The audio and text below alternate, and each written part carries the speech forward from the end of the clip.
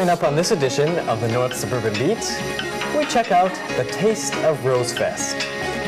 We meet budding actors and actresses in St. Anthony Community Theater's production of Annie. But first, let's take a trip back in time to see the way baseball was played over 100 years ago. And welcome to the North Suburban Beat with Steve Hahn. I'm Neil Bellagio. Thank you for joining us. The North Oaks Historical Society celebrates summer with the annual Ice Cream Social. And backed by popular demand was the Quick Steps Baseball Club. Briefly, give me the differences between 1860 and today in baseball. We're playing according to the National Association of Baseball Player rules passed March 14, 1860.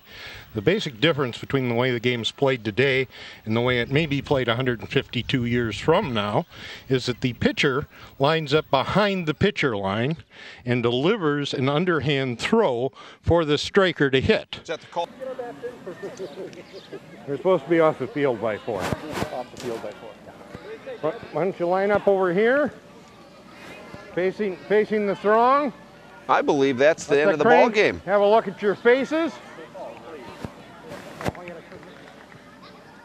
Thank you, ladies and gentlemen, for coming to today's match between the Fighting Buckthorn and the Quick Step.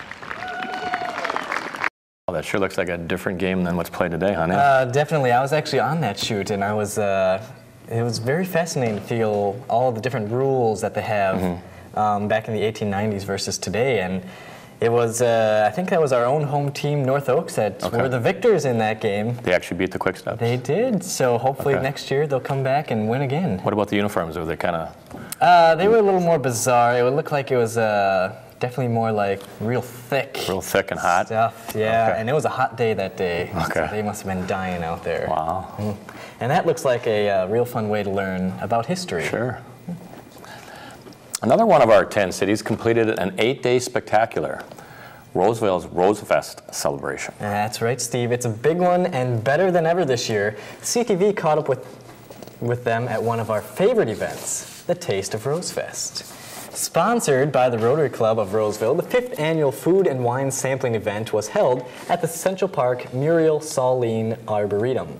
The evening was billed as an opportunity to sample fine wine and fabulous food surrounded by gorgeous gardens. As you can see, it is a wonderful event. It's a fundraiser for us, but it's a community gathering. It's all about Roseville, people coming out on a nice summer evening and having some good food. All the restaurants are local. We've got different venues as far as providing things to drink, but it's just a great night to be here. I'll be back next year for sure if they let me come back. And across town, the 34th annual Run for the Roses featured scenic 5K and 10K race courses, plus a half-a-mile fun run for children and families earlier in the day.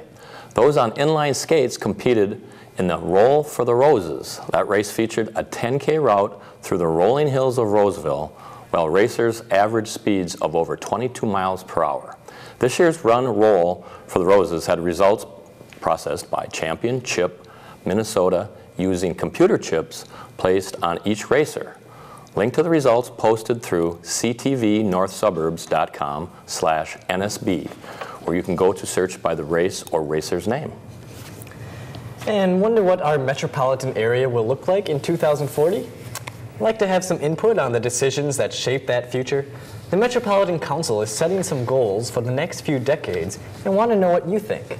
So they have set up a program called Thrive MSP 2040. There are many ways you can get involved. One is by attending a meeting to hear about the plans and give your feedback personally. Many upcoming public meetings are planned, or you can suggest a meeting of your community organization. There will be sites online with forms for suggestions, and, of course, the council representative for your district loves to hear from residents. For information about the process, email or visit the new website through the links at ctvnorthsuburbs.org/NSB. Here at CTV, we've been meeting with Ken Bernard of the Minnesota Department of Transportation to get all the information about the road construction in our area. Over the construction season, we'll be bringing you further updates. If you wonder about just what's happening in the Lexington Avenue Bridge, we will have all the details. This is one of 3 projects we've got going on in the Twin Cities North Central area here. What we started doing earlier this spring was widening the Lexington Avenue Bridge by 10 feet on the east side, so that when we're done after the 4th of July, we're going to have 2 dual left turn lanes to its previous glory by July 6th. And we all know that it's the hottest summer in memory. But do we know the best way to help ourselves and our animals cope with the heat?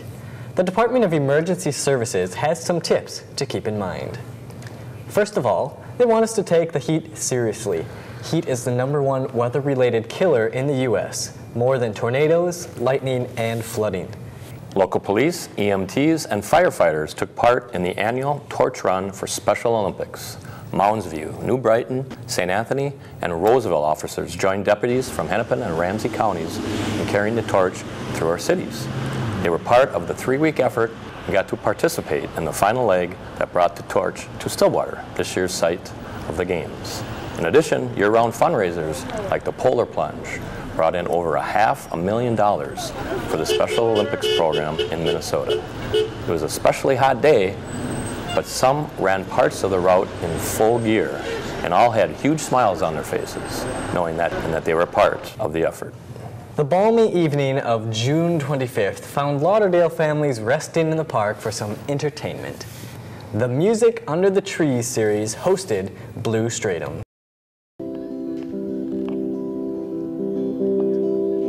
When I was young, I didn't know about love, only knew that I wanted to find it.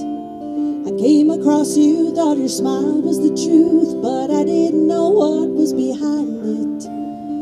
I soon learned that your smile was only a bandage from the past that was still holding you hostage. Do I stay, do I go? Will my leaving hurt more than it did when I found you were cheating? You might ask me to stay, but I'm leaving today, 'cause if I don't, my heart will sure take a beating.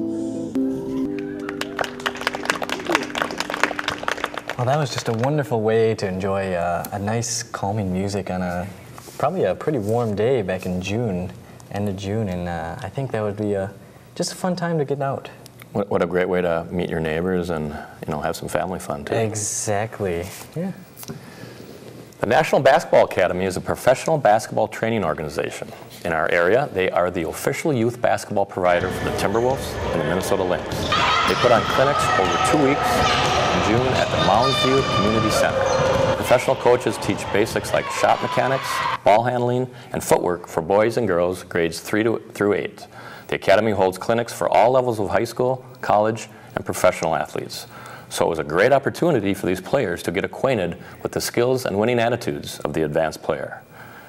And they each got to come away with tickets to either a Timberwolves or a Lynx game.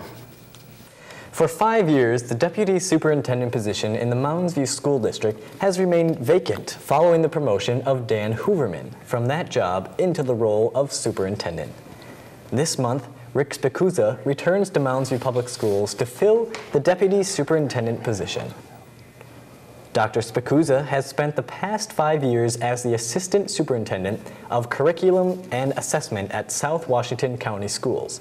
From 2004 to 2007, the Alliance for Community Media once again honored CTV with 4 Hometown Awards, the highest national recognition for community television. You might have tuned in to watch the informative new Brighton Public Safety Spotlight. They were a first-time winner. The show is produced by New Brighton Public Safety Department and hosted by Lynn Redlinger. Another monthly program that was recognized, Disability Viewpoints, is produced by Mark Hughes and Joanne Urbies and Kenneth Gamble, and has won multiple times at the national and regional level for the way it brings valuable information to both the disabled community and those affecting them. CTV volunteer producer Keith Flanagan was recognized once again for his coverage of the Net Lifeline program with an event featuring musician Tony Melendez. Another first-time winner, producer Ken Simonson, brought us the Twin Cities Theater Artists for Japan, a benefit concert. All of these award-winning shows were planned and produced with CTV equipment and crewed by CTV volunteers. If you would like to learn to make television for classes, our CTV 101 orientation class is always free and will give you a tour and details of all we offer here. Just click on to ctvnorthsuburbs.org. The St. Anthony Community Theater is presenting their summer show. This year, they chose the musical Annie. It's Annie, kind of an iconic musical theater piece that's actually, ironically enough, been done quite a bit in the Twin Cities in the last year. So this production is a little bit different than most other productions that people may have seen around town. Luckiest man in the world! And I'm the luckiest kid! Performances are at the St. Anthony High School Auditorium, and they are on Friday, Saturday, and Sunday, July 27th through the 29th, and Saturday, August 4th, with performances each night at 7 and matinees on Sunday the 29th and Sunday, August 5th at 2 p.m. You can link to their site through ctvnorthsuburbs.org/NSB. Mounds View Community Theater is also preparing for their summer production of The Pirates of Penzance. This comic opera comes to life in the Irondale Auditorium.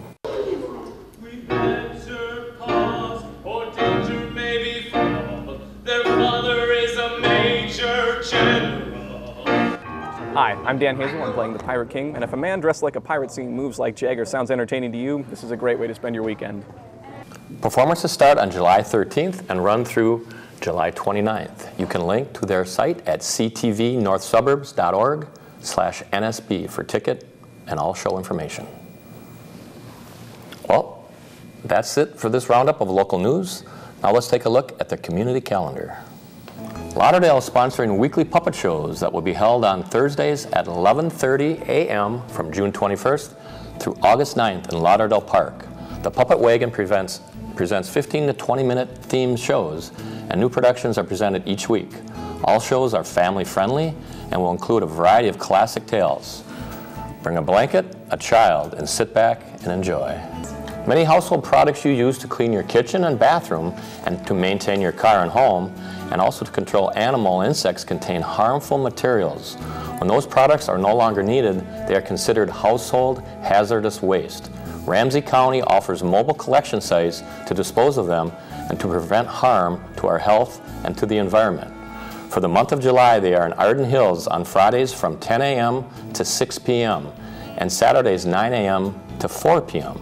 You can clean out your garage and basement and bring items to 1352 Ben Franklin Drive near Highway 96 in Lexington. And that is it for this edition of the North Suburban Beat. If you have a story idea for this program, you can call 651-792-7523.